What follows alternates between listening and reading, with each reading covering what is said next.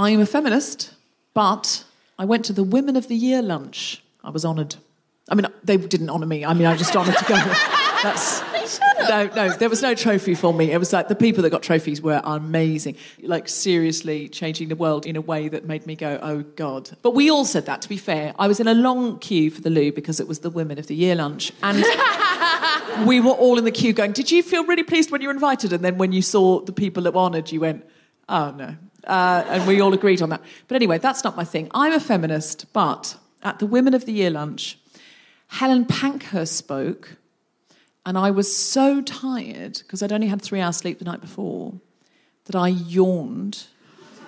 And Ronke Phillips, the newsreader, was sitting next to me, and she went, are you bored because you think what Helen Pankhurst is saying is passé, or have you just heard her say it before? And I went, no, I'm just really tired. But they were her options. She was like, either this is the speech she gives, and you've just gone, this again.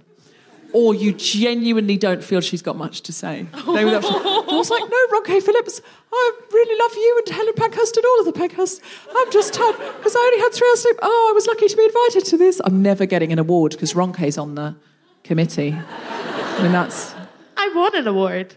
Did in you? Ireland, yeah, for Comedy Woman of the Year. That wasn't a category in ours. I just want that to be clear. It's not that I lost it. I didn't lose it. It wasn't a category. I'm a feminist, but I went to a generic award show, right, Tom? And in the goodie bag, there was like breakfast bars, and there was good stuff, but there was €100 off liposuction, and you had to use it by the end of that month, right? But I genuinely Googled how much liposuction is, because if it was €150 and they were giving me €100 off, yeah, I would. I'm not going to lie. But then I was like, anyway, that is how guilty I am. And then someone genuinely told me that getting liposuction is not a good idea. I don't think it's not that safe, I don't think. No. No, that was good. But I feel like also it's a lot more expensive than 150 quid.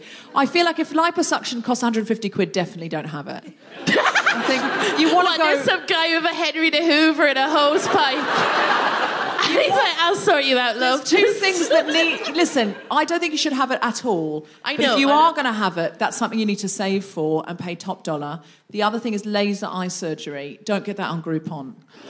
It's somebody cutting your eye with a laser. Definitely go for the most expensive laser eye surgery you can afford, or don't have it. I genuinely... This is like about 8 years ago, I snogged a fella who told me he worked for a laser eye surgery and he got free glasses, and he was offering me my pick of any of the glasses that are disposed of at the laser eye surgery. And I genuinely was impressed. So you snobbed him? Yeah, he offered you. He said he's a keeper. What, you could have any of the old glasses that people left there because they're like, I don't need them anymore, I've had laser eye surgery. Exactly. In a very real way, most of the prescriptions would not be right, though. You need to be clear about that. Yeah, but, like, you know, it might have Tommy Hilfiger on the side, and who needs eyesight? You can't watch him walking into walls in Prada glasses. With style. I'm a feminist, but at the Women of the Year lunch, I was meant to be congratulating a woman on her achievements, but I ended up complimenting her for fitting into anything that Karen Millen makes. She said her dress was Karen Millen. I was like, how can you get into anything? Because in my opinion, she doesn't make any clothes that fit any people. That's science. I'm a feminist, but up until I was 25, I thought it was Emmeline Pancake.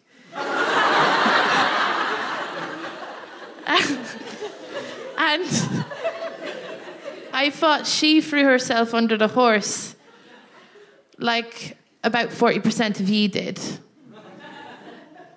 I'm a feminist, but at the Women of the Year lunch, I got into a low-level argument with a woman about Spanx. And I said they were unfeminist. I really don't believe in them. I think it's sort of going back to corseting women. And then towards the end of the argument said, well, all right, I'm wearing them now, but this is a very specific dress. It's only one dress I wear them with, and it was a very specific dress. And I didn't even have any for years, but this dress did. I was like, oh, no, okay. And it just wasn't the day to be arguing that case. I still maintain it, though. I still maintain they are unfeminist. And I've only got one pair, and a little pair of the boy short ones, but that's... They're nice. I like those. I'm a feminist, but when I first moved to my house last week in London, I looked up local murders in my area before I bought milk. All I could find was that N-dubs are from the area that I'm living in now. And also the IRA bombed the street down from where I'm living.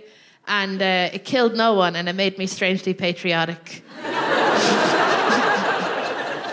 I was like, that's my country.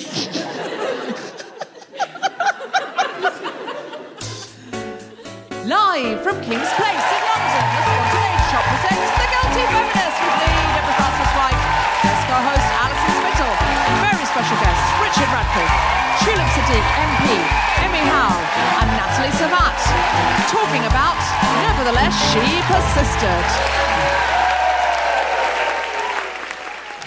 This is The Guilty Feminist, the podcast in which we explore our noble goals as 21st century feminists and the hypocrisies and insecurities which undermine them. I'm Deborah Frances-White, and today I'm joined by Alison Spittle to talk about Nevertheless She Persisted. Woo! We're basically talking about persistence, not specifically where that phrase came from, but persistence, because sometimes feminism requires relentless stamina, persistence, never giving up even when you want to, and not giving up when you can't. Deborah, this place is very swanky. I like it. It's a bit upmarket, isn't it? Yeah, it is beautiful. I've just moved to the area from Ireland, so I'm super enamoured with everything, especially Pret. Do you not have Pret in Dublin? No, we do not. I'm a feminist, right? Yeah. But I'm more angry that we don't have Pret in Ireland rather than abortion. It's my everyday life, you know. Repeal the cake. Yes, exactly. I didn't realise that. You are getting abortion, though. That's coming in. Maybe you could bring Pret with it. Yeah, like it's a slippery slope that they were afraid of, do you know? They're like, who are they going to marry? A Pret? And then it'll be like, yeah. Do you think we'll lose Pret when we Brexit? It's a French name. Oh, that's true. That's true. Maybe you'll burn it to make medicine, or... I don't know what's going to happen. You say you've moved here on purpose. I know! You've moved into Brexit country on purpose. So I wanted to talk about a woman who persisted tonight as a sort of starter for 10. And so I wanted to talk about Jerry Cobb, and I've written about her in my book, which you can buy. This is a woman I'm really fascinated with. So her name's Jerry Cobb. In the early 1960s, with 24 other female pilots, she was put into a NASA program. She had to go through this physical and psychological evaluation as part of the First Lady Astronaut Trainees program. Now, there were already astronauts in space. This was very I Dream of Jeannie territory. Jerry ranked in the top 2% of all the astronaut candidates, regardless of gender. So that's good. That is actually no surprise, because she'd been teaching men to fly planes when she was only 19 years of age. She used to sleep underneath her plane. She was so devoted. And she had gone on to set world records for speed, altitude, and distance. She was told by NASA that she'd be the first woman in space and was celebrated on television. However, America wasn't ready to let its all-male quota of astronauts go. NASA cancelled the women's program in 1963, and a congressional hearing upheld this decision, during which astronaut John Glenn... Do you remember John Glenn? He's a good guy. Yeah, in Hidden Figures, he was the good guy. He was one of the good guys. He testified in court. Men go off and fight the wars and fly the aeroplanes, and added that women are not in this field is a fact of our social order. So Jerry left NASA and returned to flying and was named Pilot of the Year by her colleagues. She also went on to do extraordinary humanitarian work, and America did not allow a woman into space after first saying they could go into space and telling Jerry she was going to go and then deciding, no, you're a woman. That's the only reason. How many years after that, do you reckon, did they finally let a woman into space? 21 years. That was very A good. whole person who could drink in America older. Now, here's the bit. In 1998, John Glenn got back in a rocket at the age of 77 and was lauded as the oldest man in space. 67-year-old Jerry petitioned to go too, arguing that the opportunity had been denied her, originally in part due to Glenn's sexism. Her request was refused. She begged and said that she would seriously accept a one-way ticket to space, that they could leave her there. I know. John Glenn got to go without her.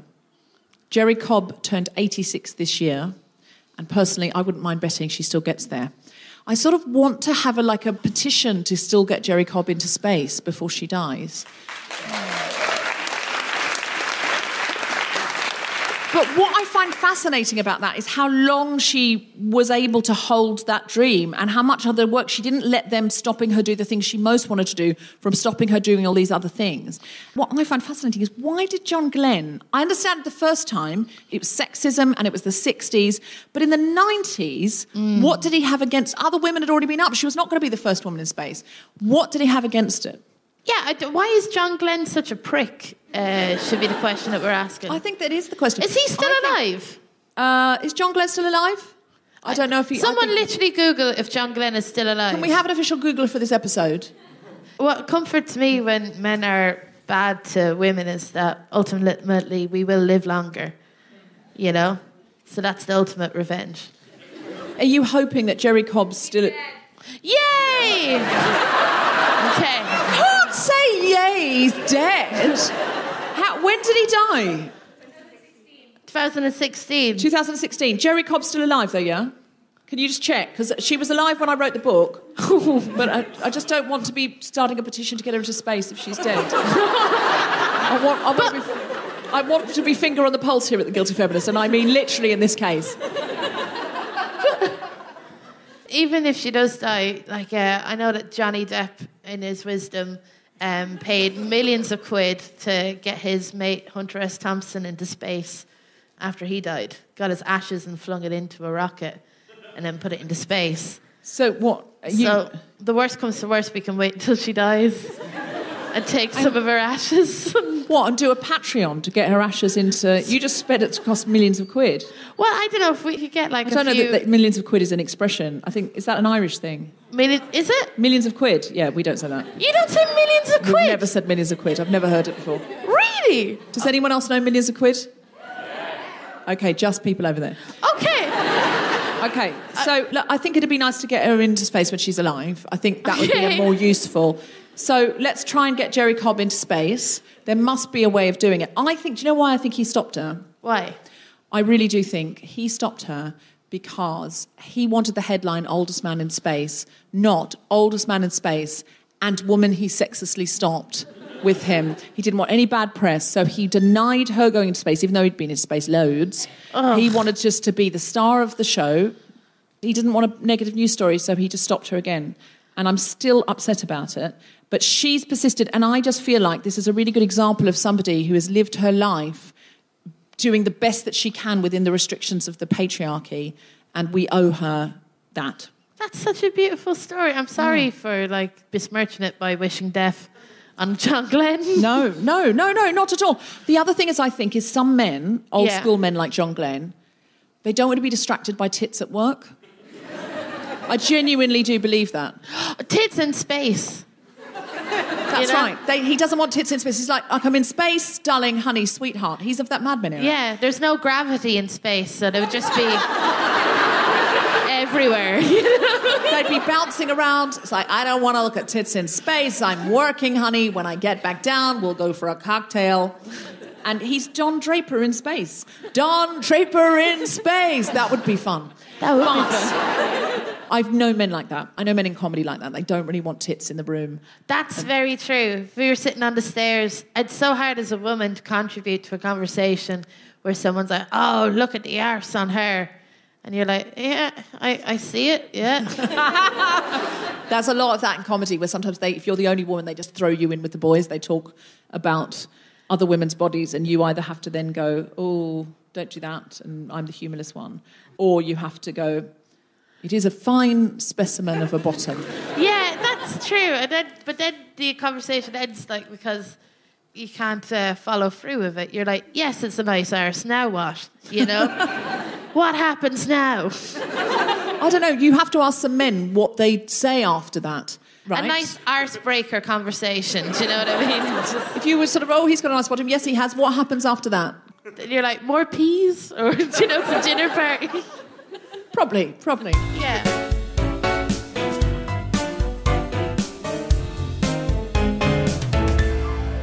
Are we ready for some stand-up comedy? Then please welcome to the stage the wonderful Alison Spittle.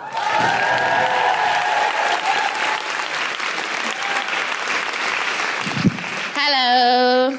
So this is about Nevertheless She Persisted, and I was trying to think of stuff that I persist at, and it's trying not to get robbed. That's one of the big things I try and fail.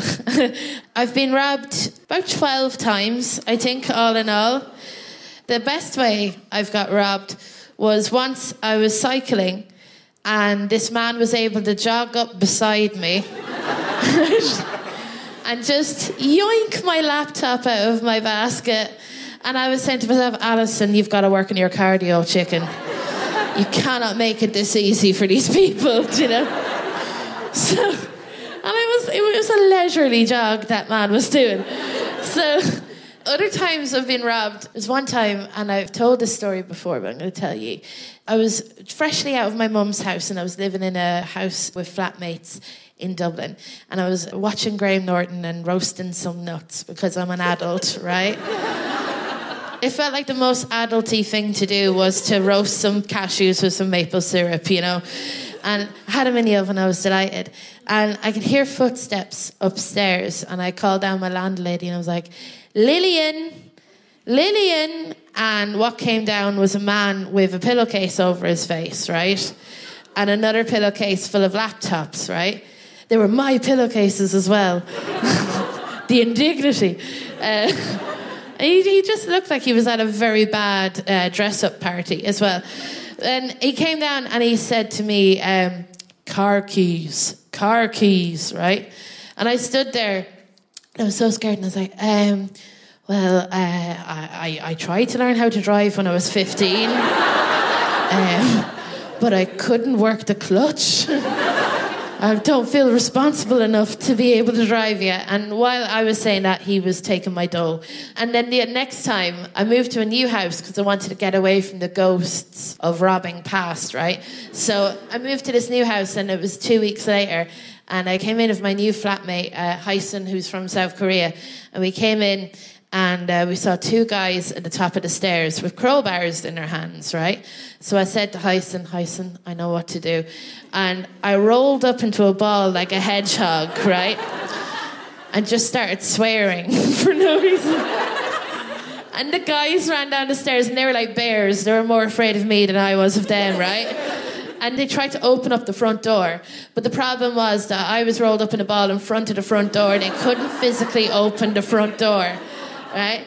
And I was just shouting at them going, I'm going to call the police so hard when you leave. It got to the point where they just lightly footed me to the side. Like you do with like dirty underwear before a fella comes into your house. You know, you're like, I just kicked that underneath the bed.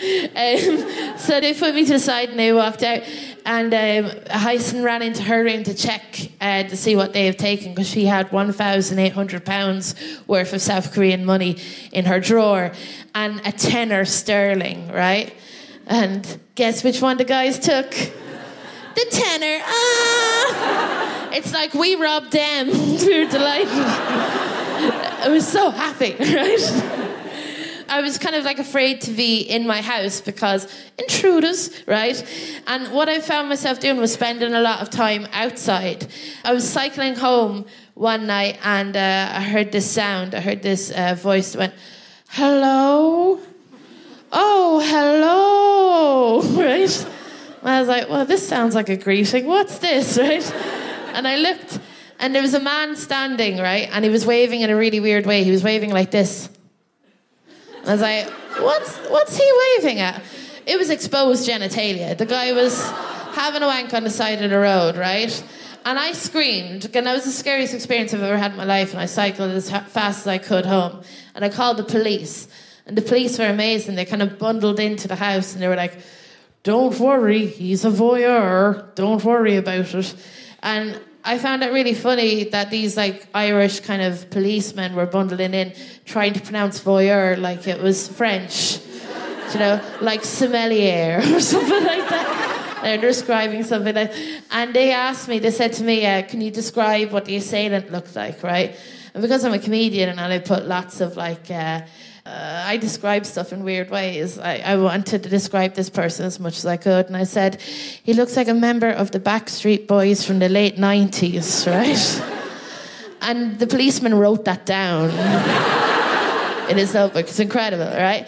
So what happened to me, right, from being robbed and being flashed is I had this weird kind of storm of only feeling safe in the door frame of my front door. Like, that's where I felt safe, so I would just stand there for ages. And I ended up just being in my room and not being able to leave my room for days. And I don't know if you've ever had, like, the start of a nervous breakdown, but you're in a lot of denial. First off, at the start of a nervous breakdown, you go, I just really like Netflix a lot, that I need to watch it for 14 hours straight, right? And I was watching Netflix, and I was in my house, in my room for I'd say about 3 days, and my room is not en suite. And I needed a piss very badly. But your mind goes to denial. And I was like, no, if you hold your piss in for long enough, Alison, it's equivalent to Kegel exercise. It's perfectly fine. And I was just imagining myself like pulling a lorry or something like that with my bladder. I was like, this is amazing. Like I would love to see that Iron Man competition where it's just people doing their Kegel exercises with like big concrete balls or something like that. And the thing is, the denial had to stop at some point because I literally did really need to piss, right? And in my mind, I was going, Alison, don't worry about it. You don't need to leave your room. And I was like, no, I really do. And my mind goes, no, it's fine. Look over there. There's a pint glass. You can MacGyver yourself a toilet out of that pint glass, right? And the dignity in me left, right? And I ended up, I don't know, like, part of me went, can I piss into a pint glass? Like, can I do that? Like, am I able to lower myself? Can I piss into a pint glass? But yeah, you can piss into a pint glass. It is physically possible. And while you're doing something mental, you're just dealing with the task in hand, right? So I was pissing into this pint glass, congratulating myself for not getting it on the carpet at all, when I should be going, what are you doing, pissing into a pint glass? But I was like, no, it's good. You're not getting the carpet. And I put it back on the windowsill, and I ended up looking at the pint glass, just swirling piss, right? Like a pint glass full of shame, right? And I was like, only mental people have cold glasses of piss in their rooms. You need to get that piss out of this room before it goes cold, Alison, and you're totally sane, right? So I went to go to open up the door, but I couldn't. I couldn't open up the door, and I felt trapped, right? And I can hear my flatmates downstairs, and that's not a conversation I want to have with my flatmates, especially as that's a communal class. You know, it wasn't. So what I ended up doing, right, was just shouting out the window because my neighbours were in the garden, and I thought they could see up into my window, and I thought they'd look up and go, is that piss? Is that a pint glass full of piss? Is that girl? And so I just started shouting out the window, it's Baraka! It's Baraka! As if the neighbours who were in the garden were going, I thought that girl was mentally ill. Until she started shouting out, it's Baraka. Now my fears are unfounded. So I opened up the window, got the pint glass and threw it out into my back garden like a Dickensian angry housewife, just throwing it out. And that's how I got a therapist. Thank you so much.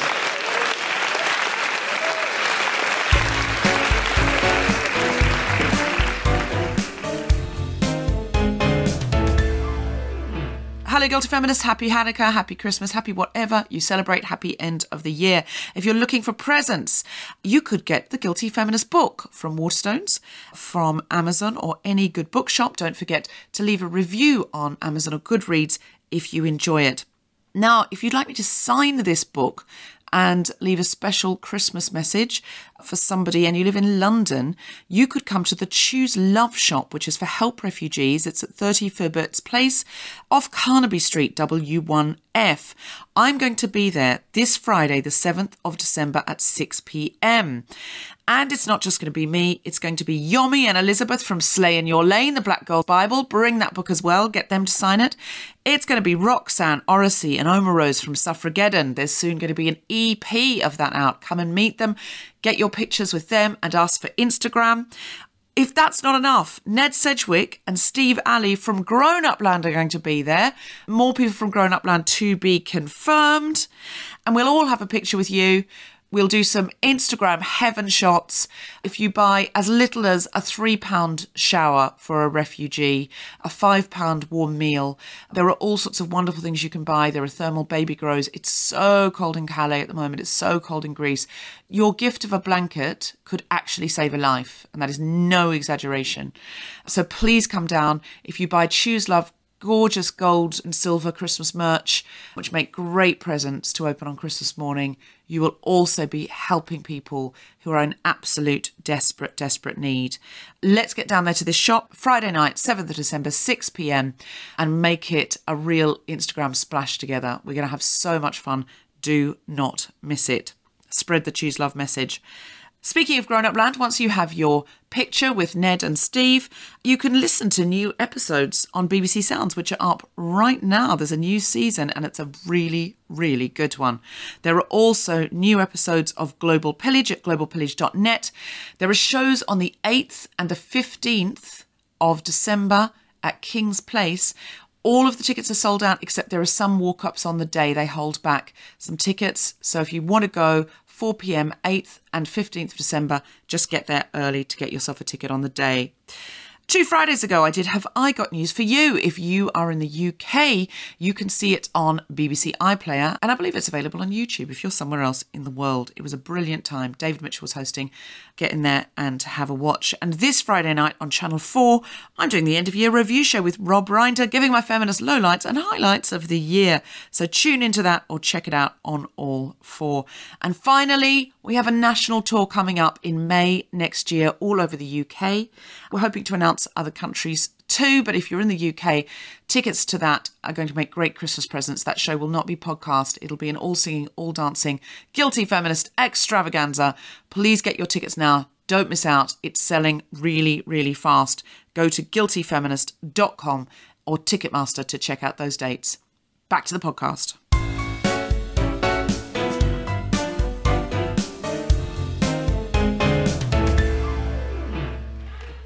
Deborah Frances-White, everybody! I'm going to read a section from my book. It's about things that we think of as guilty pleasures, you know, the sort of I'm a feminist but things. And what I'm arguing is that in most of these things, I think there is a hidden feminism. There's something we're being drawn to that actually really isn't the guilty part. So I'm sort of discussing things like rom-coms and BDSM. And this one is about weddings. And the reason I want to read this to you is because I think sometimes women are incredibly persistent in ways that we are not given credit for. I'm a feminist, but I spent more time shopping for a wedding dress than I've spent on protesting in my life. Brides can be notoriously particular, demanding and emotional about their big day. Some are even accused of becoming bridezillas. None of this seems very feminist on the face of it. The marriage tradition itself is the patriarchy special with a side of people as property. Get past that to a place where it's a consensual union of two lovers who wish to formalise their relationship in a cocktail of romance, stability and financially efficient living, and the wedding itself is surely the superficial time waster. Why can't you just go down to the registry office with a few friends in something you already have in your wardrobe? Why do you need to spend hours forcing your best friends and your fiancé's sister, who you don't even like, into uniforms like taffeta soldiers with wildflower helmets? Even more inscrutable, why would a person who's never noticed a seat back in her life suddenly care deeply about there being a length of ivory taffeta ribbon on 150 reclaimed wooden church chairs? It is superficial, it is narcissistic, it is actual madness. How can it be anything except the opposite of feminist? Say Yes to the Dress is a reality TV show that is no more than some fixed-rig cameras in a bridal gown store. The whole show is brides-to-be trying on dresses, and sometimes they don't even buy them. I love watching it, and for a long time I couldn't work out why. How could I possibly care about truculent, mawkish strangers sobbing over tulle? Then it struck me. I'm watching women be central to proceedings and demand perfection without apology. I'm not suggesting for 1 second that bridal gowns equal feminism, clearly not. I am saying there's a hidden power in the process because it's one of the only socially acceptable spheres of almost entirely female, or fabulously gay male, influence. Some women become bridezillas because it might be the only time in their life that they're in complete control of everything in their domain, and they can, at least sometimes, even get their own mothers to back down and bow to their wishes. When I watch Say Yes to the Dress, I'm watching young women, working class women, plus size women, racially diverse women, given space, given time, given the power of command. Women literally put on a pedestal in the middle of a beautifully lit multi-mirrored oasis with staff running to fetch and carry anything they desire.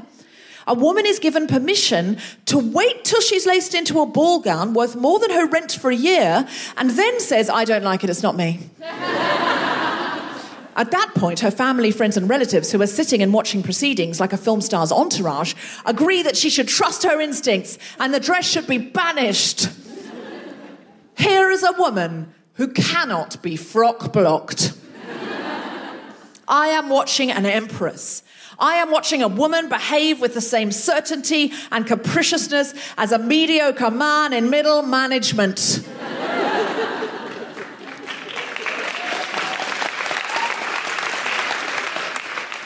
She's calling the shots, and not just on her dress, but on his suit and their flower arrangements and the colour of the cars and the first chord that will play as everyone turns to look at her and gasp as she walks down the aisle, as she takes her moment without hesitation, without feeling obliged even once to say, I just had a thought, and I don't know if it's worth mentioning.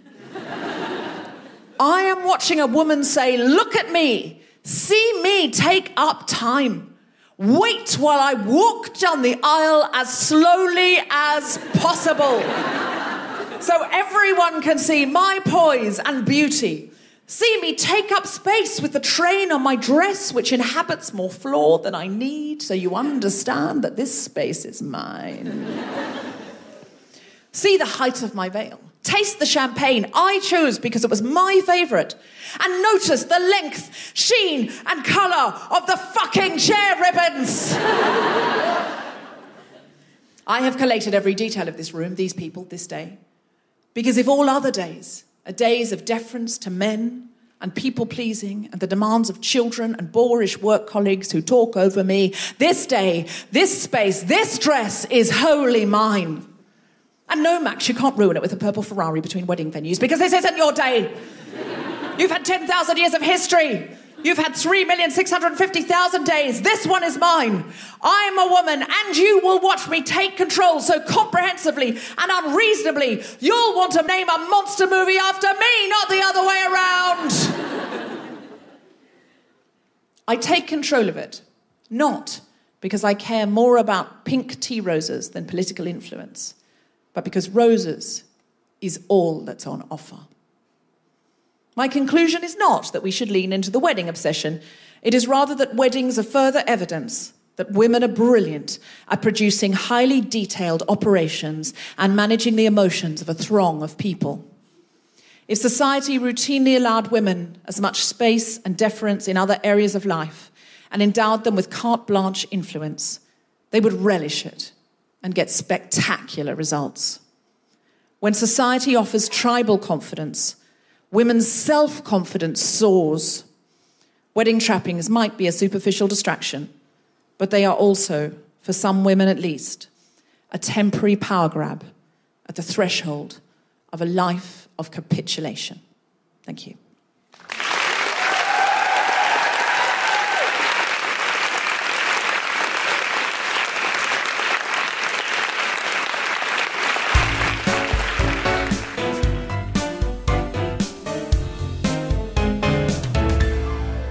Now, we have a very special guest because we are going to be talking about Nazanin Zaghari Ratcliffe. Now, most of you will know about Nazanin. She is in an Iranian prison cell tonight, even though she has committed no crime. Many of you may know I'm an Amnesty ambassador, and members of Amnesty International are here tonight who are working very hard to free Nazanin. Our guests include her husband, Richard Radcliffe, her MP, Tulip Siddiq, and Emi Howell and Natali, Servat, who are currently doing a play about Nazanin. So in this spirit, and to edge us into the next act of this show and find this amazing feminist spirit between us, I would like to introduce to the stage a very, very special performer. She's very much known as a singer, but tonight she's doing a piece of performance poetry. Put your hands together and make extraordinary noises for the wonderful Imelda May!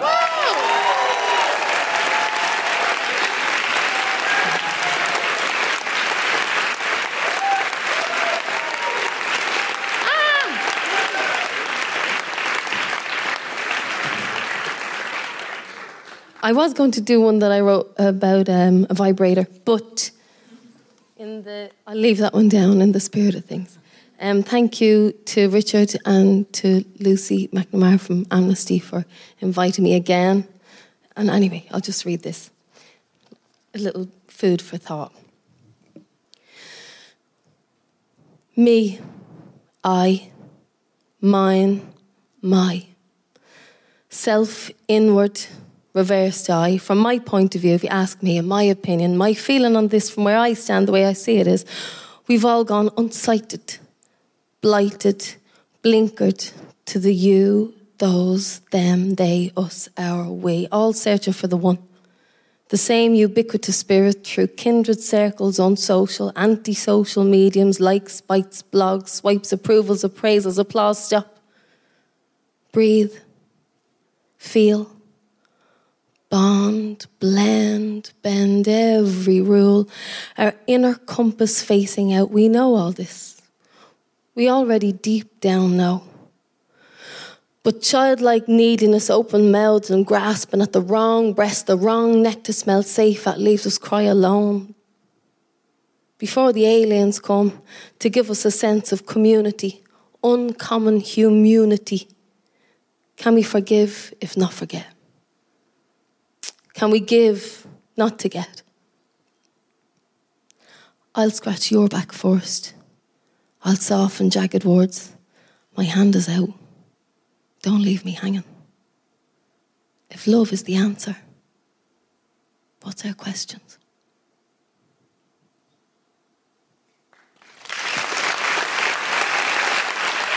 Imelda May, everybody!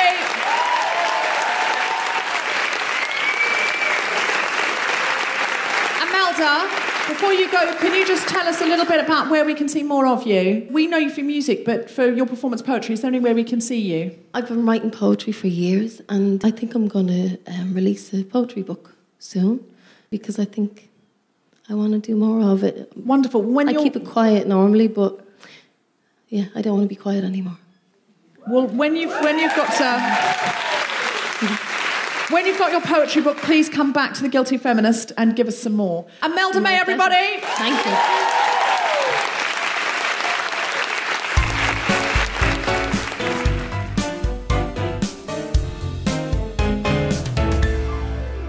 Now, we have a very special performance. It's a monologue from Nazanin's story, a play that is currently touring around the UK. It was written, directed and produced by Emi Howell, and it will be performed tonight by Natali Servat, who is playing Nazanin. Please welcome to the stage, Natali Servat.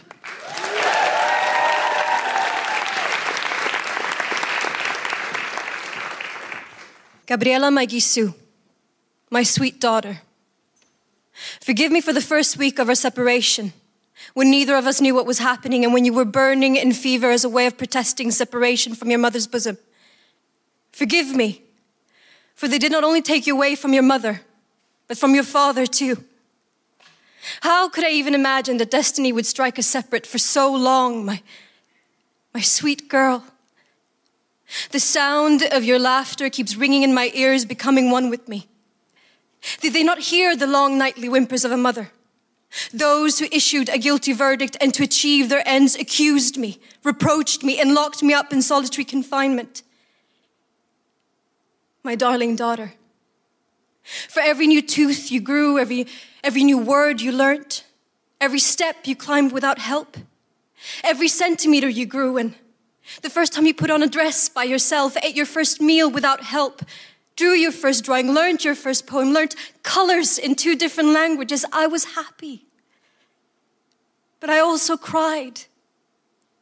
I had missed days that would not return, and I felt powerless as they passed, my Gisu. Forgive me for not being there for your 2nd birthday, for not even being granted a brief phone call. One day I will tell you the story of all these lonely days, a story of pain and separation. There will come a day when I will have to learn whether strawberries and blueberries are still your favorite fruit, whether orange is still your favorite color. Perhaps they are no longer. There will come a day when we will be together again and we will tenderly hold one another's loving hands. They can't take away from us our memories.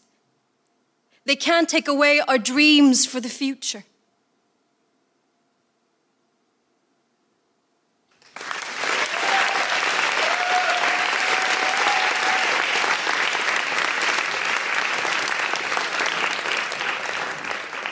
That was Natali Servat doing a monologue from Nazanin's story. We would like to now introduce the rest of the panel. Richard Radcliffe, Tulip Siddiq MP, and Emi Howell.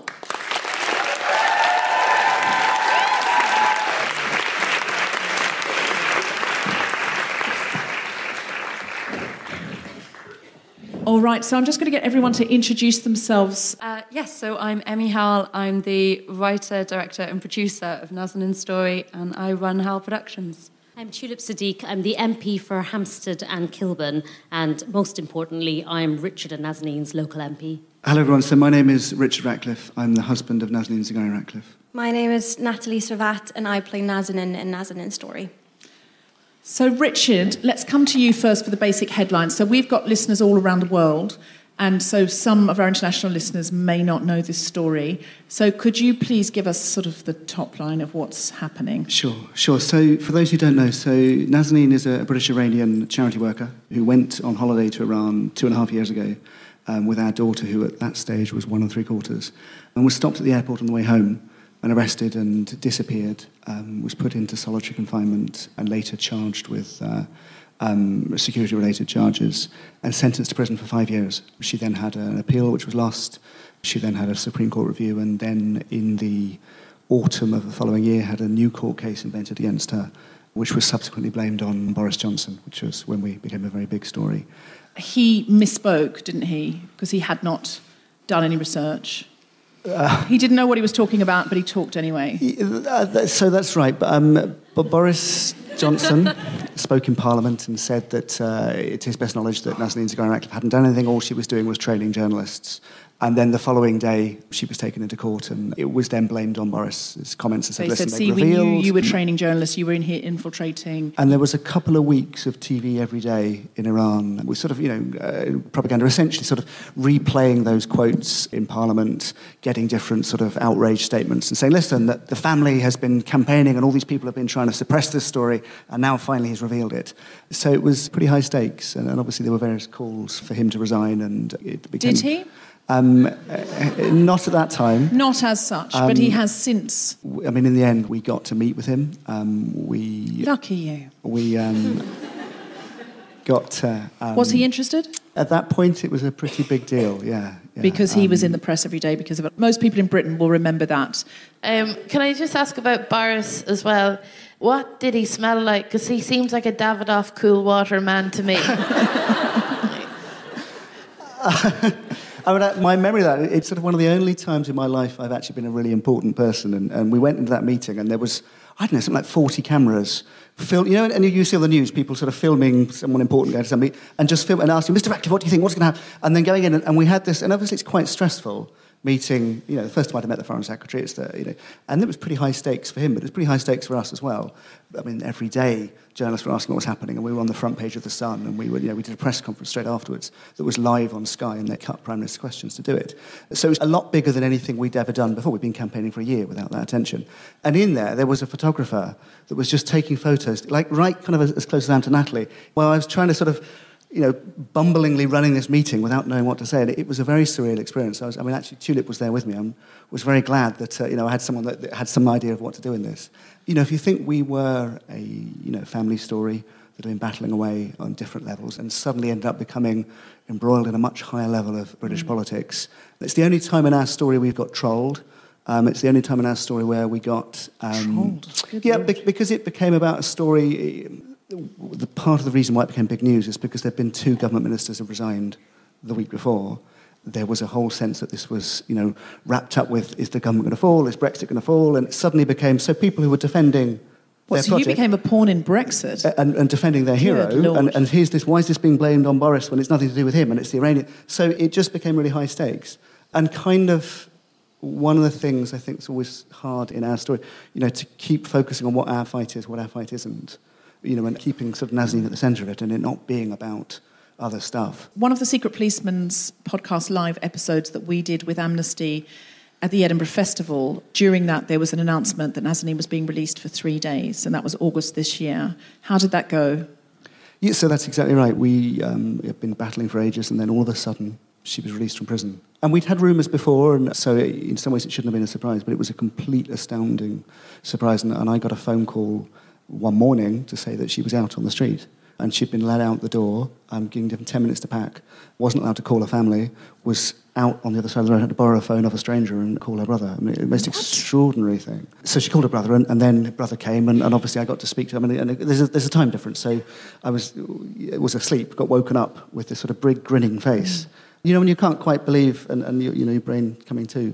So lovely, and that's the first time I'd seen her in 2.5 years. You can't go to Iran to visit her, can you? Can't get a visa. But your daughter is still there. So that she can visit her mother. That's right. So you haven't seen your daughter in that time? No, I've seen her on Skype. There was a time where we had a very close relationship, and there was a time where that became distant, and then she's had to adapt to the fact that, both of her parents haven't been there for her, and she's, learned to rely on Granny and her grandfather. And, adapted to a new space. You always seem to me like the calmest, most patient man in the world. How are you doing this? Why are you not screaming and shouting? Like when Boris said what he said, which really put your cause back, why were you not like saying, fuck you? Like, like screaming in the streets, like ripping your shirt up? Like why? I just feel like why are you and how are you so resilient, so patient? It's sort of like you're like, well, this is going to take a long time and this is what we do every day. We get up and we fight to get Nazanin back. How do you do it? I don't think I ever allow myself to think this is going to take a long time. Oh, I'm sorry. Thanks for that. Sorry. It's going to take a short time. I'm sorry. It was, it's completely arbitrary when it happened. It'll end arbitrarily. The 3 days is an example of that, where it was amazing she was out, and then it was awful when she was suddenly brought back in. And part of that means that then I think, with campaigning, it is about keeping going, and it's about sort of doing things for the next couple of weeks. It's not quite day-to-day living, but it's a bit longer than that. I'm glad no one told me it was going to last 2 years at the beginning. One of the things actually Tulip said to me right at the beginning, when I was all sort of spitting fury and wanted to say effing government this and just really go on fire, is just to calm me down and say, listen, just, my job is to battle the government, your job is just to, to keep being strong and stable for Nazanin, which was very good advice. Well, you certainly are. And in regards to the political battle and giving Nazanin a voice with the government, Tulip, how are you going about this? It's interesting being here because the Guilty Feminist, I was thinking, I really did feel like a feminist when Richard first came to see me at my house. I'd had a 40-hour labour, I'd had an emergency C-section, and I was at home breastfeeding my baby, and I got a call from my office manager saying, did you know there's someone in our constituency who's been stopped at the border, can't come back, is imprisoned in Iran, and they live in Fortune Green, which is 5 minutes down the road from me. And, at that moment, you don't think about your labour, you don't think about your emergency C-section, you just think about, get that guy into the house, we need to find out what's happening. So Richard appeared, as calm as ever, by the way, can I just say, even at that moment. Is he always like this? Because I find him just so inspiring. Because I lost my reading glasses earlier today. I had a full meltdown. I really did that. I'm very overtired, and I had a full meltdown about it. And then I just realised I could just print everything out in big print. But the fact that he's so calm, and you had a C-section, and you were like straight on the case. And if you don't mind me saying you're pregnant again, that's right. I mean, always pregnant. I feel like I might have told you that, and you didn't know already. But it's When you were saying about your emergency C-section, I was like, you do know you're pregnant now. Yeah, I was thinking that. I was thinking, she's not had it yet. She's not had it. She's pregnant now. But you were pregnant then and you're pregnant now. It can happen to one woman more than once. It can happen to her. It's going to be an elective C-section this time, just as an aside. Anyway, so as appropriate for an MP. Yeah. Elective.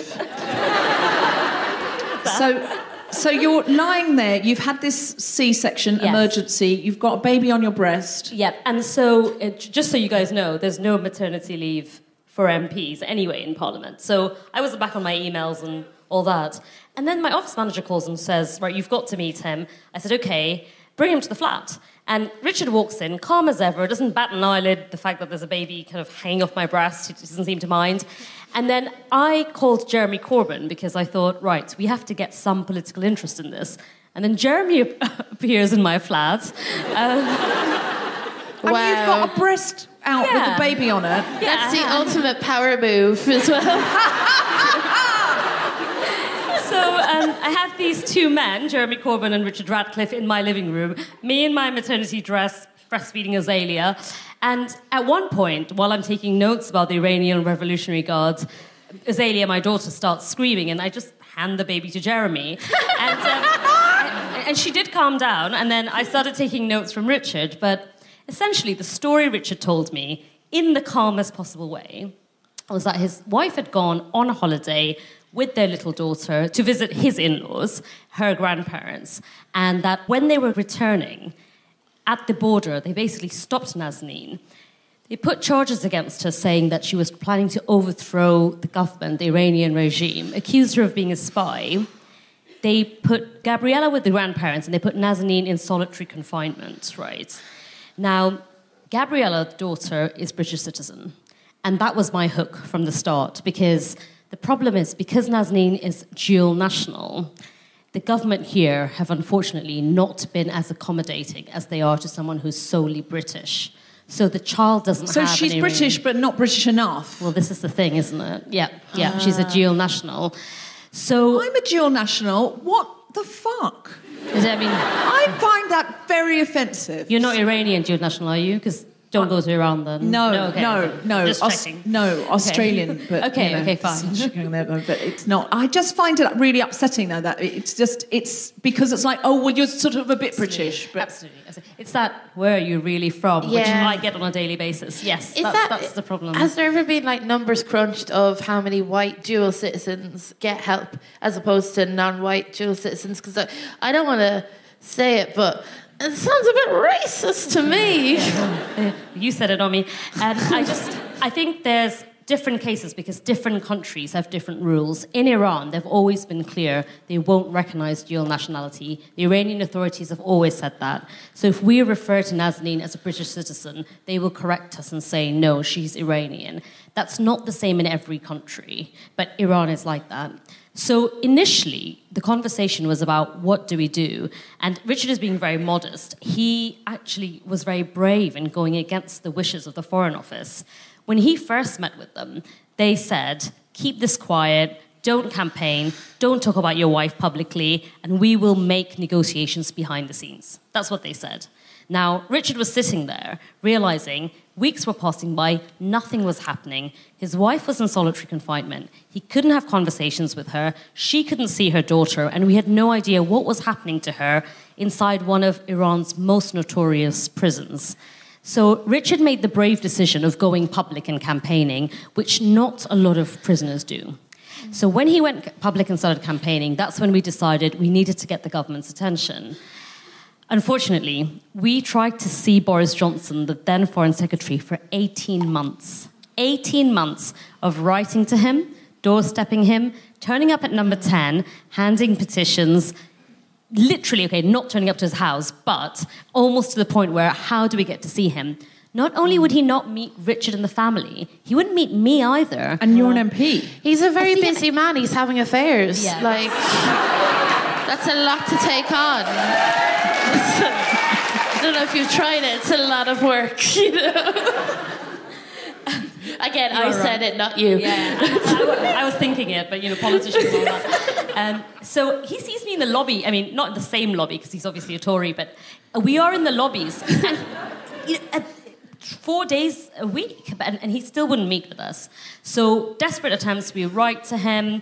I raise it at Prime Minister's Questions with David Cameron and Theresa May when she comes. The first day Theresa May comes into office, we go and petition her at number 10 with a Conservative MP, another MP who has a constituent of his in prison in Iran. So, this is very much a cross-party thing. The only time Boris Johnson snapped to attention is when he made this very serious error in front of the Foreign Affairs Select Committee, where he sat there and said Nazanin was training journalists. Now, that is a crime in the eyes of the Iranian authorities, and that is not what Nazanin was doing. She went out there with her baby daughter to go and see her parents and to see Gabriella's grandparents for a holiday. That's why she went.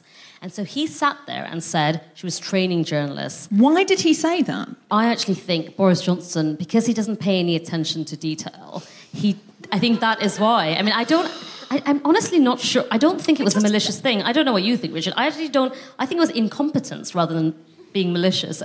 Yeah. What do you think? I mean, I don't know. I think it's a bit unfair to say he has no attention to detail, because look at Brexit. That was his idea. And that is planned to a fault. I mean, it's hard to see an I not dotted or a T not crossed in the...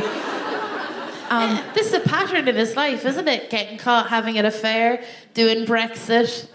You know? These all can be messed up with a text. Basically, another Boris just sort of incompetence, but one that can cost somebody years in an Iranian prison. So, because, Boris has made blunders before and been forgiven, this incredible privilege that he has when he's forgiven for making blunders.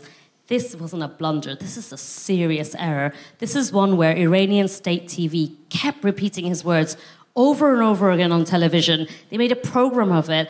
It proved to them that she was guilty because the foreign secretary of our country had stood there and said this is what she was doing. So it was a huge setback for us. But ironically, that's the moment when the government, Boris Johnson, and the authorities in this country jumped to attention. That's the first time where I got a call from the Foreign Office saying, the Foreign Secretary would like to see you after 18 months. Mm-hmm.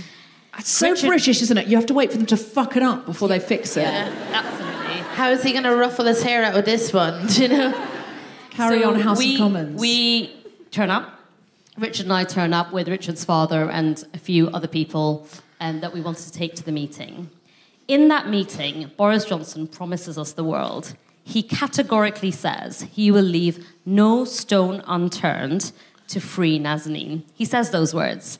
He says that he wants to get Richard a visa to go out to Iran, because bear in mind, everyone, that Richard hasn't seen his daughter in 2.5 years. And I've seen pictures of her when she first left, when she was a baby. She's a little girl now, a proper little girl now. And he's missed out on a few years of her childhood. And for someone who has a baby around the same age, I don't even want to go into it. So he says he'll get Richard a visa to go. He talks about how he's going to get Nazanin out.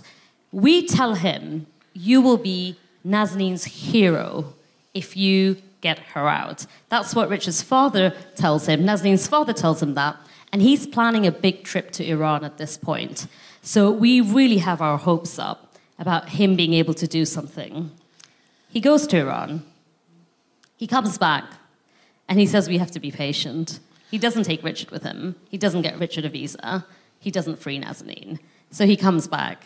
So he's not my favourite person, is what I can say to you. He comes back, and after he leaves, Jeremy Hunt comes in as Foreign Secretary. And do you know what, though? I mean, I'm going to say this, and as much as I hate the man for the NHS and what he did to it, he's actually been good on Nazanin. He has actually been good.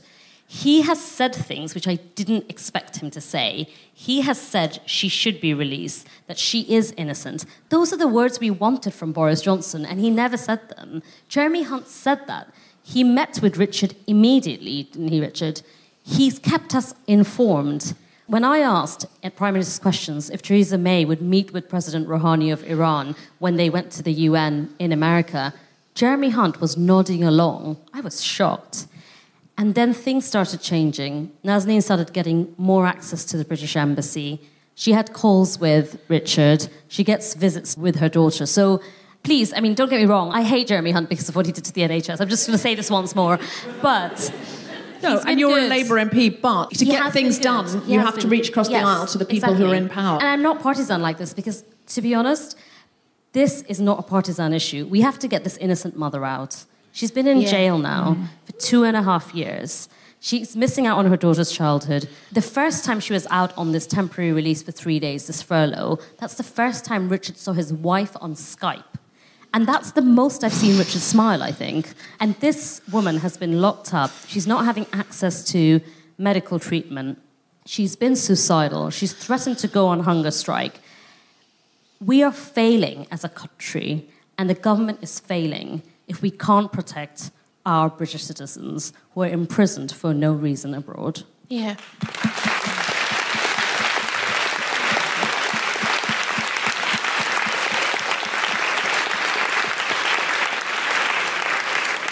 Emi, you decided to do a play on this subject. You've produced it, you've written it, you've directed it yourself. How did that come about, and how were you able to bring Nazanin's voice to life? It actually came about through Twitter, which is a wonderful thing.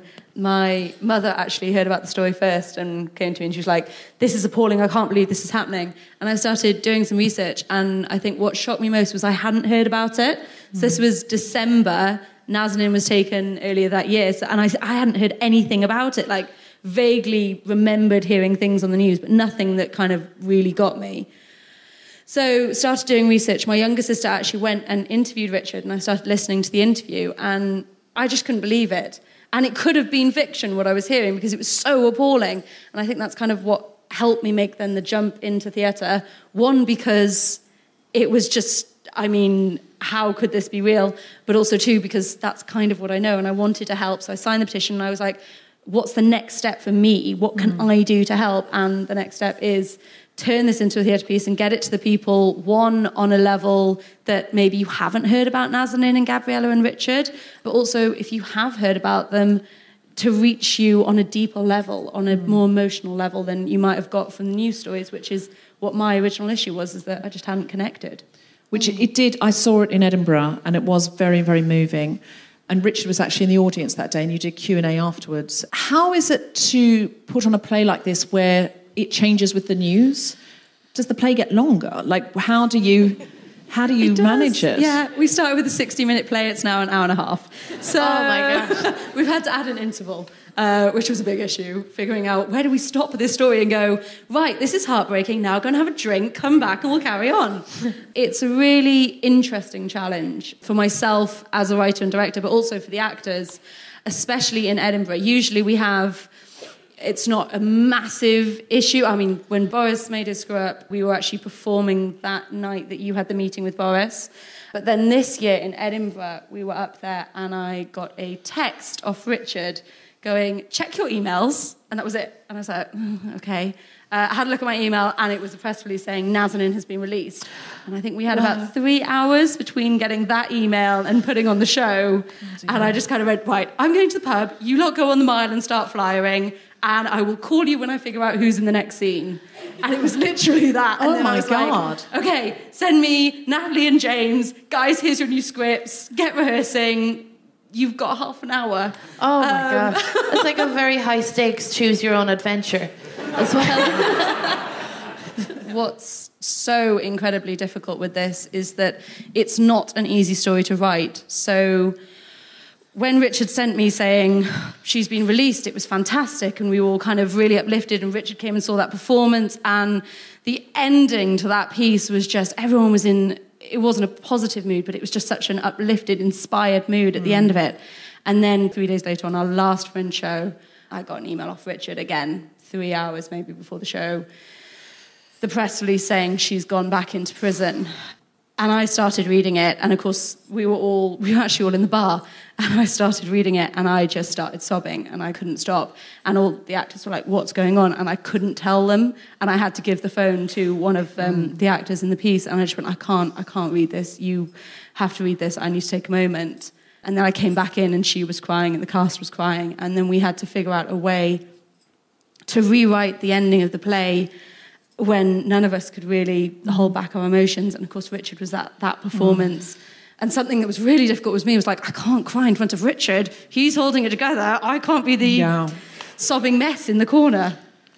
That's kind of my thing in front of Richard at all times, is don't show any bad emotions, because he's going through so much more. It's incredible. Natali, just ask you as well, what's it like to perform as Nazanin, especially? Like, she's a living person. This is not an experience that's behind her. Yeah. So this is a constant thing. And like, members of her family could be in the audience. What was it like for you? The first time we had to perform it to Richard, I think we were all really scared. I wanted, how do I say this? I needed to go to the toilet suddenly, and I was really, because it was in a very small room and he was right in front of us, so it was quite intimidating. We were all very nervous, but then you abandon that really quickly as well, because at the end of it, because I think in my vanity I was thinking, God, what if I'm not like her? What if I'm not portraying her accurately? What if I don't sound like her, and I don't, this is just us telling her story. So you abandon that very quickly, and you just move on with the job and with the work, and you do the best as you can. Yeah, and he's been so generous with us. He's answered all of our questions, and some of them have been quite private and personal, and he's done his best to really help us out. And could you review Natalie's performance, Richard? Well, I mean, so one of the things that you get, because there's a lot of people that care about this story, we get a lot of people that come and watch it, so they get quite a lot of advice from some people that come and they've seen the show a number of times. And we'll compare how different cast members have done and so on. I think one of the challenges, it's a real story where there are real people that are wanting you to tell the story the right way and will chip in with... But also that it's not just fiction. And there's a way in which, for me, when we were up in Edinburgh, and I mean, I've seen the play a number of times, seeing the play back in the day was one kind of experience. Seeing the play when she was released was a completely different emotional experience. It wasn't nearly as sad, because, I know this, but, it's going to be all right in the end. But seeing it on that day when she was back in, it was so hard to watch, and it was so hard to do that Q&A afterwards. And I think part of you asked me right at the beginning about how you cope, and part of it is about sort of suspending the feelings a bit. My job in some ways is to battle for Nazanin. It's to tell her story. It's to go on the television and put the facts out there and not get too upset about the government or about what the Iranians have done, but just make sure that I'm clear. And a couple of days later, feel it. And there's for me, the way I'm built emotion, I can do a couple of days and then it hits. Normally, you do a 3-minute interview. I mean, there's a reason why it's not that moving. A play is a much longer emotional journey. It takes the audience in. The audience is a really important part of it. But goodness me, at the end, it's a sad place. And that was very hard for me to be up in Edinburgh when all this was going on. And I didn't have my coping mechanisms of being away to sort of compose a press release, put it out, then do some BBC stuff, and it's 3 minutes. But this was a much Is more that raw a coping thing. mechanism for you to do some activism around it? Is to sort of go, right, well, this is what I need to do. I need to do my press release. There's kind of probably almost at a deeper level. I think for me, the hardest part of all of the journey was not the very first day she was taken, because if I'm honest, I didn't quite get it, didn't quite understand what was happening. And, I got a phone call to say she hadn't got the plane and should be on a later plane, and there was a problem with her passport. And I took that at face value and went back to sleep. So it took me a few days to actually hear, not the words that her family were saying, but the panic in their voice. And the fact that it wasn't just normal that in Iran that people get trouble with the police and so on. And probably for me, the hardest part was after a couple of weeks, I finally think I need to do something, and going around and talking to different people. And I met other families that had been through it and were on the other side, but also some families that were still going through it, and realising that this is what Nazanin's going through, and I've sat there and done nothing. And that was a really hard, where the wheels fell off. Because I was still going to work at that point. And I stopped being able to sleep or anything. So for me, in some ways, campaigning was about doing something for her. I mean, in fairness, one of the ministers we once met that told me that I shouldn't be campaigning, I should go into therapy instead. I mean, it was, I didn't take it well, but there's a truth in there as well, that there is a therapeutic quality to it and a cathartic. But I think for me, why is campaigning important? It's important that Nazanin knows that people care for her. It's important that Nazanin knows that people are battling. And it's been profoundly important that, and it's sort of people like Emi in the cast, it's people like the Amnesty supporters, it's people that sign our petition on change. There's all this world out there of kindness, of people caring and reaching out. And can people write to her? You can't get a letter through. We're getting to that, don't worry. That's on my clipboard. Deborah's but thank you. She's got an agenda. I love... What did I tell you that they would want to know? Remember, I said to all of you, what do they want to know? They want to know what they can do to help, because that's our audience. So thank you. Thank you for anticipating that. Do you think the play has helped people understand Nazanin's story, and has it been important for resilience? Is it something that you think has done some heavy lifting for you? I've done loads of interviews, I've done speeches and so on, and sometimes you move a room and sometimes you don't, but I've never moved a room the way I've seen that play move people. It really, it's a bit like the monologue, but the full thing where you just see the journey that Nazanin goes through. You see what it's like to be her, what it's like to be me, what it's like to be the government, and it's all based on our words. It's not, you get the angry bits, you get the fair bits, you get the whole thing. That's something that a play can do in a way that a 3-minute interview just can't. Has it been important? It was so important for Nazanin, for the other women in her cell, that, a play was written, and that when they're sitting in those grey walls and, being bullied, those bastards don't get away with it. That there's people out there who are telling our story and telling our story to an international audience. It's the people that come to see the play and that give of themselves in different ways. There's also the idea of the play and that you're not alone. And that's such an important part of what, activism's about, is that, it's the audience of people caring and saying, listen, the world can be different. It doesn't have to be like what you're going through. It's a challenge, in someone that's not there to develop a work of art and to be an effective politician or campaigner while keeping a space for the real person and a real voice that we represent. I mean, yourself as a politician, we have the play going on and you're working hard behind, and I just want to know what it's like for you as a person as well. The first time I spoke to Nazanin was when we had a little rally for her, trying to get her home before Christmas. This was last year. And I just remember Nazanin rang Richard on his phone, and then he put her on speakerphone. And that was the first time I heard Nazanin's voice. And for a start, she didn't quite sound the way I expected her to. But what was really funny was it was like chatting to another West Hampstead mum just on a play date, because she started saying, oh, yeah, and does your daughter like Peppa Pig? Because we had tickets to Peppa Pig World. And when I was in solitary confinement, I suddenly realised that I can't take Gabriella because I've still got the tickets for Peppa Pig World. And then while she's telling me this, there's this voice from the Iranian prison reminding you in Persian that you are speaking to a prisoner. It's just so surreal, because those are the conversations I have every day with the local mums in West Hampstead when I'm walking around with my daughter. And this is a lady I'm speaking to on the phone in Iran about Peppa Pig. I mean, you just can't get any more surreal. So I think it's just a reminder of the fact that she's a normal person. She's not just a statistic. And that's one of the things I've tried to emphasise over and over again when I lobby the government, when I've lobbied people in positions of power, when I've tried to appeal to the Iranian authorities, is that she's not another statistic, because that's very easy. You can very easily think, yet another person in prison, dual national. Sometimes the Foreign Office, when we have briefings, will say things like, this is how many dual nationals we have currently abroad. And I'm like, well, Nazanin, and then I'll come back to the fact that she lives locally, she has a daughter, that she has a husband. That's the challenge, isn't it, really? It's to keep it kind of personal and keep reminding people that she is a person. That's right. Yeah. That's the challenge. But it's also a challenge of how to keep the story alive, because Richard and I have realised through all the campaigning that people eventually forget. I mean, for a start, Brexit has taken over everything, so it's very hard to get attention on any other story. But you have to find new hooks to get people interested. So one of the things we do is, because we both live in the same area, there's a lot of celebrities who live there, we managed to pull in people like Emma Thompson, who came and did a rally for us. So, yeah, she did, actually. She did. So we had celebs helping us from North London.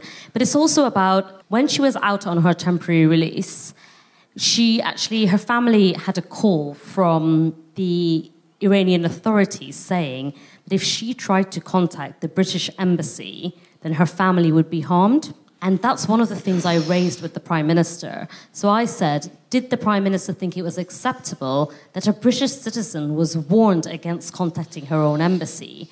That's the kind of thing that really it hits them where it hurts. Like, that's really hitting Theresa May to say a British citizen has been warned about not contacting her embassy because her family will be harmed. Do you think that's acceptable? And the Prime Minister said she didn't think it was acceptable. But that's pushing her into a corner. That's my continuous challenge, is trying to find things where she admits that this situation is appalling. Because otherwise, it's just, you know what politicians are like, just try and... we're the most unpopular profession after estate agents, according to the survey. So just, Even more than bankers. So, yeah. The thing is, I think we need to divide, like Tulip, what you're doing, without MPs like you, we'd be screwed. So we must never do that, all MPs, they're the same. We really need you. We need more MPs who are doing their job. And, in this case, we need to reach across the divide. And no matter what party we support, we need to rally MPs who can get things done. Yeah. In a world full of Boris's, be more Tulip, I think should be...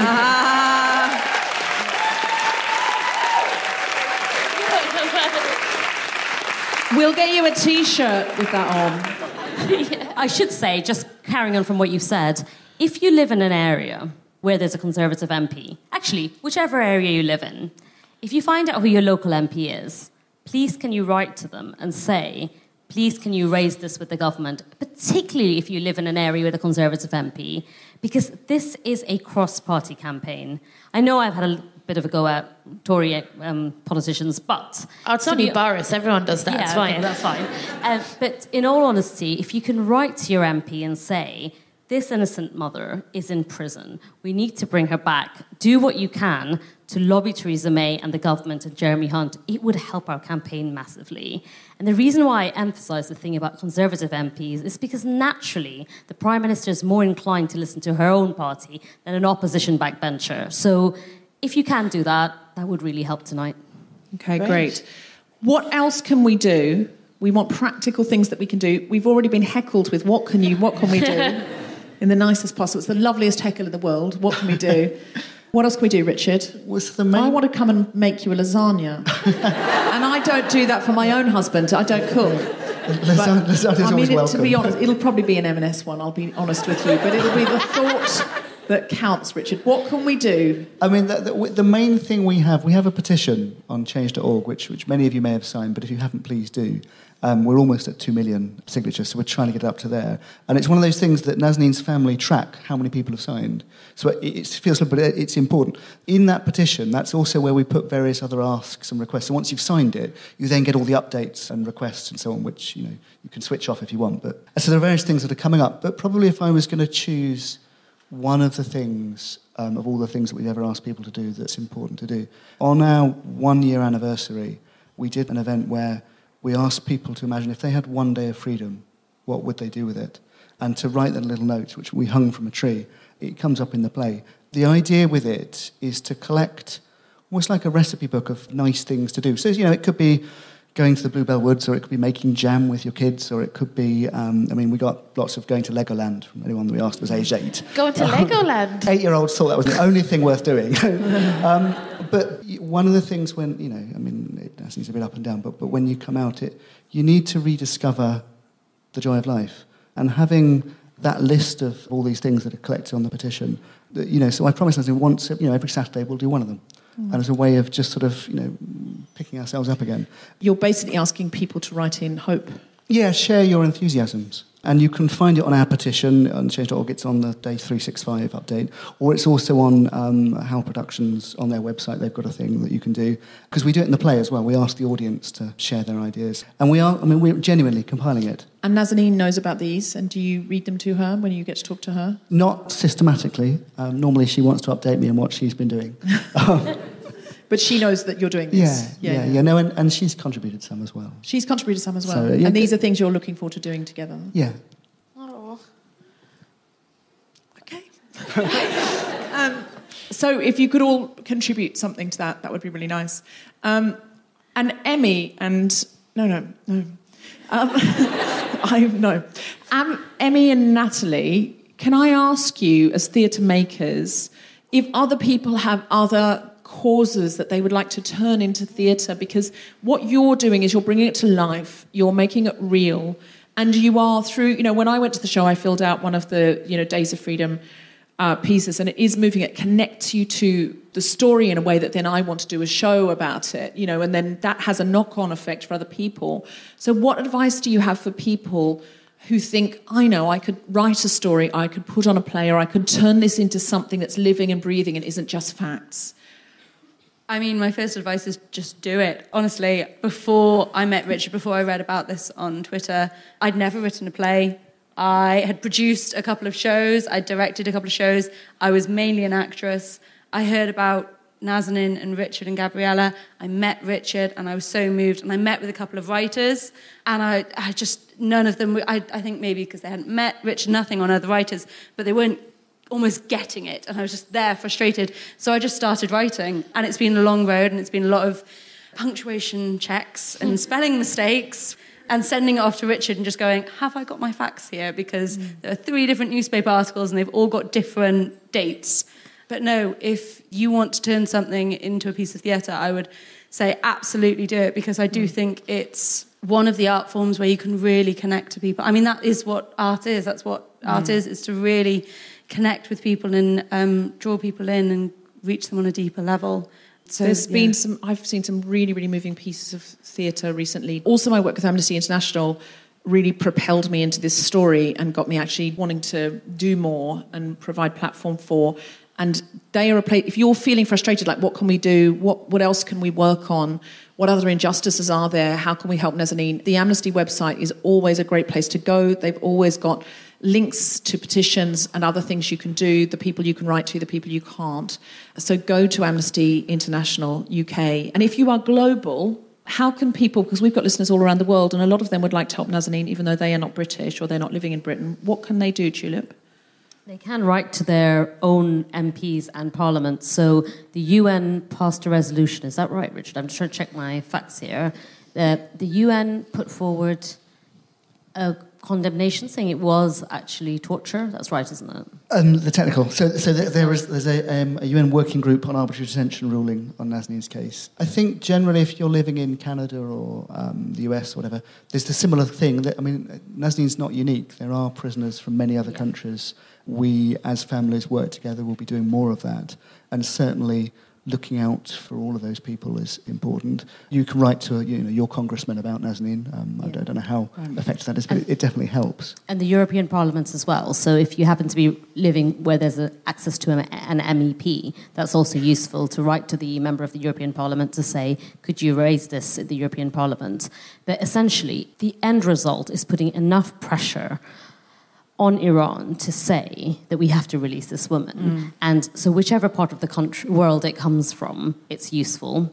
And it's also about saying that if she has become a pawn in a political game, which Richard and I have suspected right from the beginning for various reasons, because of the debt that this country owes Iran and so on, then this isn't fair. Like, you can't... What is the debt this country owes Iran, just to be clear? I've heard about it from Amnesty, but most people won't know. £400 million is what we owe them. What do we owe that for? Essentially, the UK sold Iran some arms and didn't deliver the arms. There was a change of government in Iran and a big fight as to how much money needs to be paid back, and it hasn't been paid back. And it's gone through different battles at different points, and has obviously become a big point of tension. And you can map all the really weird things that have happened in Nazanin's case against the ups and downs in that story. And just to explain, so we do owe them the money. That's what I'm trying to say. It's not like Iran is demanding money that we don't owe them. Our government does owe Iran this money. And we have asked directly about whether she's being held because we haven't paid the money. And the Foreign Office have always maintained that that isn't the case. But of course they would. But Richard and I, we have seen direct correlations between when Nazanin's been treated badly and what's happened in the response from this government as well. So what I'm trying to say is that whichever country you're in, if you can put pressure on your government, they may have more influence than our government does. So some men sold some deadly weapons to some other men, didn't deliver those weapons, and now a woman is in prison, separated from her child. If there was ever a time for feminism, I think we might have found it. I just want to break stuff up now and set it all on fire. But well, I do too, but I look at Richard and he doesn't seem to be doing that, so I think I can't. Okay. So what I'm going to do is write up things to do on a day of freedom and then send it. But we have to, especially if you're lucky enough that your MP is a Tory. This is the one time that's going to come in handy. Write to them and see, you could have something where it just automatically bounces, out of your account every day. Set up a bot. Don't vote for them, but you can write to them. I'm just saying. I'm not suggesting you vote them in next time, but I'm suggesting if they're there now, they're the ones to pressure because they're in power, and Theresa May's more likely to listen to Tory MPs going, you've got to do something about this. So there's that. There's see the play. What we're doing is sharing Nazanin's story, and that's something that you can do, as well as writing to your MPs, as well as signing the petition. Tell people, just share her story as much as possible, whether it's telling people that the play's on, whether it's just telling people about her, because you now have a much better understanding than somebody who maybe has only read about it in a newspaper. Because we always think, is it only me? But you already now have more understanding because you've been here in the room with Richard, listening to Tulip, talking about breastfeeding Jeremy Corbyn. That's the story I heard. It was something to do with that. You're already in a better position. It's like you've been to a dinner party with Richard and Tulip and Natali and Emi, and you're in this gang now. You're part of the family. When's the new tour? We are currently considering doing a run in London. That's the next thing. Yeah. So if anyone knows any venues, let me know, because we're looking. You're going to do it. And then there's a spring tour as well, isn't there? And then the plan is that we will then do another spring tour. I mean, we're going to keep going until Nazanin is out. So, and then potentially afterwards, because it's not just her in the prison. I think our next project is Voices of Ev in Prison, when we explore the other women who have been locked up and potentially men. And we will, of course, also let you know through the advertisement on the podcast that we always make weekly, the Guilty Feminist podcast. There's a weekly advert. So listen out, and we'll let you know when the play is coming to a theatre near you. In the meantime, keep spreading the story. Keep lobbying people with power and influence. So is there anything else that I have left out that we should or could do? Go to the Amnesty website, see what else is there, see what you can do there. amnesty.org.uk/Nazanin. Do not underestimate the help with resilience. Obviously, Nazanin needs a lot of resilience. Richard needs a lot of resilience. Tulip needs a lot of resilience with her job. These guys are putting on a play that is taking it out of them. Everyone needs resilience in this, but no one more than Nazanin. And something that Lucy taught me, that she said when she was a teenager. Is it all right if I tell this story? Yeah, great. When Lucy was a teenager, she got an Amnesty International magazine through the post, and she read about a prisoner, and she wrote letters, and she did thinking, was this really going to do anything? But at first, they started to treat the prisoner more nicely because they were like, who are you? Why is everyone writing a letter about you? And they started to get suspicious. Like, who is this person? And eventually, this person was let out because of this pressure. They were just like, they just sort of randomly had put somebody in prison, and they started to get freaked out because so many letters were coming. And so, your one little letter, you think, is this really doing anything? It does have a big effect. But in the meantime, when we were at the ambassadors' meeting, we heard about so many people who said they were just able to keep their spirits up because someone out there was trying, and they knew that was happening. And so that's, like, if it were us, we just want to know that, like, somebody's trying. You give up when you think there's no hope, nobody's out there trying. So you trying today makes a big difference today. It's not just the difference it'll make in the next week or month or year or 6 years. It makes a big difference today. So we've all got to try today. Yeah, incredible.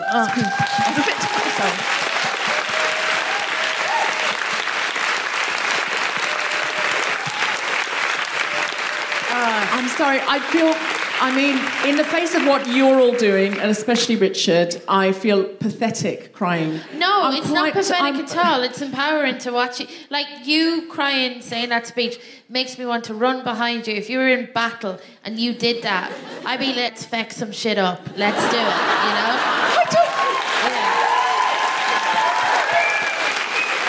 don't know, do you want a weeping battle leader? If Henry V was going, once more to the breach, dear friends, dear fellows, Hand me my steed. Does someone hand you a steed? Yeah. I'm very lazy. Is there anything anyone wants to say as a final word? Natali? Come and see the show if you can. Come and see the show if you can. Emi? Share the story, but also, I haven't mentioned it, well, I did mention at the start, tweet. I picked up this play from one person's tweet, and we've turned it into a play, and I know that when Nazanin was out for the 3 days, one of the things she was able to do was see the messages of hope people had left on the Free Nazanin page of Twitter. And apparently that was just... I mean, Richard knows better than me. We were at the Policeman's podcast, and Richard just leant over and went, Nazanin's on the phone, she'd like to chat with you. And we just WhatsApped for a bit, and I was trying to tell your jokes, and I wasn't doing very well, and she didn't get any of the jokes I was passing on to her. It was awful. Were you doing my set to Nazanin? No. I was like, we went a comedy Shared show. set now, I think. I tried, I failed, it was painful. But yes, tweet, share her story, come and see the show if you can. Otherwise, any kind of support would be amazing. Thank you, guys. Great. Tulip? Just to say thank you for having us on the show. It's We been a did go privilege. through 18 months of barely getting any coverage and struggling to get Nazanin's name out there. And here we are in King's Place getting it on the podcast. So thank you. Thank you. No matter. It's... Richard? Yeah, I think what Deborah just said much more eloquently than I would, but you can't overstate the importance of caring. And, it's important for people sitting in dark places. It's important, as Emi was saying, that, we can all try in different ways. And, we can always do more, and I can always do more, but it's so important for Nazanin, even when she gets really bleak, that people care, that people are doing things. It's so important for the other prisoners that people are caring about one of their own. And that's, with the amnesty model, it doesn't choose all of the prisoners, it sort of targets a few. And it's really important to know you're not alone and to know, as I said, those bastards don't get away with it. We've had all sorts of people have shared all sorts of lovely messages on our petition, have done all sorts of things. And, from those who are really impressive and exalted and those who are really ordinary and those who are slightly cranky, all of us are a mix of it, really. But we can all give something, and it's been so important for keeping us going that everyone has done that. Well, caring is a political act. Richard, thank you so, so much. Let's give all of our panel a big round of applause.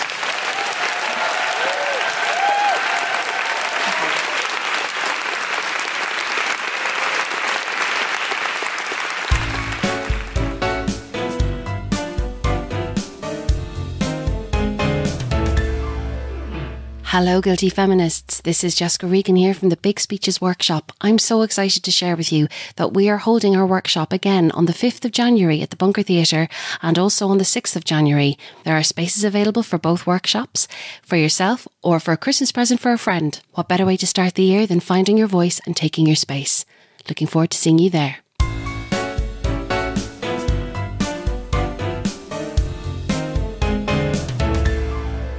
A charity of the week. Hi. Oh, hello. Can we have the house lights up a bit? She heckled. It wasn't me. I'd just like to start by saying thanks so much for having us, and wow, thank you to the panel. That was really incredible. As an arts charity ourselves, we really appreciate the power the arts can have. We are the founders of Play for Progress. Hello. We came with our T-shirts on. We're a female-led organisation.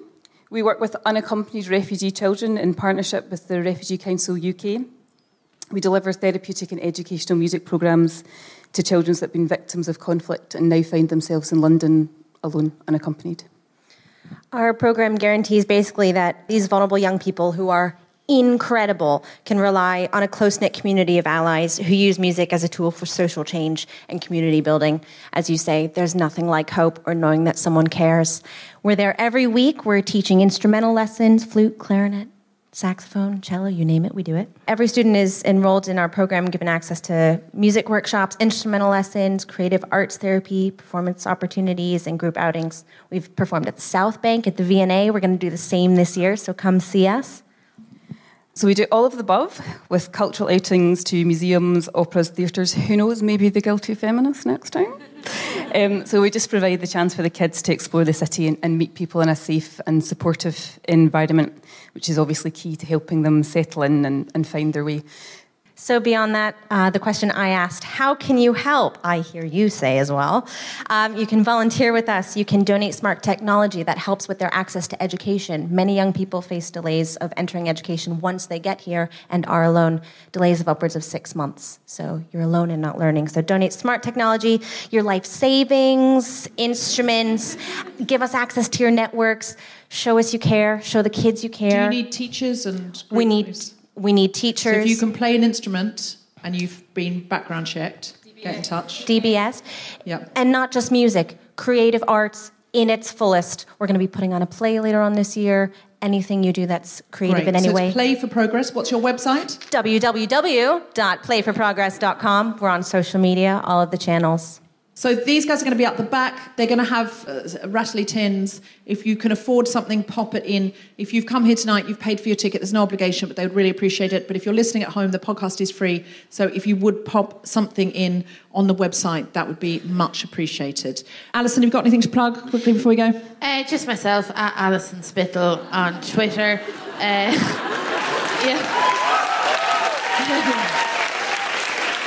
I reckon you're the first person in a panel with Richard Radcliffe to ask, how does Boris Johnson smell? That's true.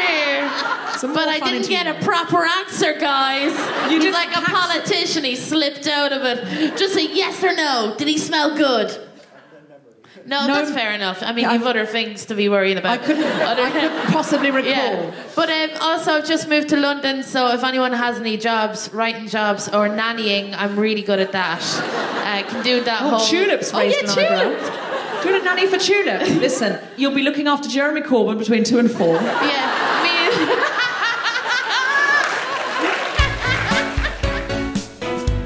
You have been listening to The Guilty Feminist with me, Deborah Frances-White, guest co-host Alison Spittle, and our very special guests, Richard Radcliffe, Tulip Siddiq MP, Emi Howell, Natali, Servat, and Imelda. The recording engineer was Chris Sharp, music was by Mark Hodge, the producer was Tom Zielinski for The Spontaneity Shop. Thanks to Zoe, and Sally, and everyone at King's Place, as well as all of you for listening. For more information about this and other episodes, visit guiltyfeminist.com. Thank you very much. That's our show. I've been Deborah Frances-White. Good night.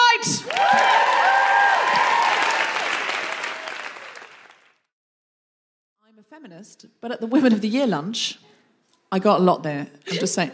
Mostly, especially if I do a lot of these shows, I'm like, you've got to go out and live life to have these, because they're all true. And sometimes you think, oh, God, not much has happened. I'll make one up about John Hamm. But you just go to one Women of the Year lunch, you can bag a dozen. I'm a feminist,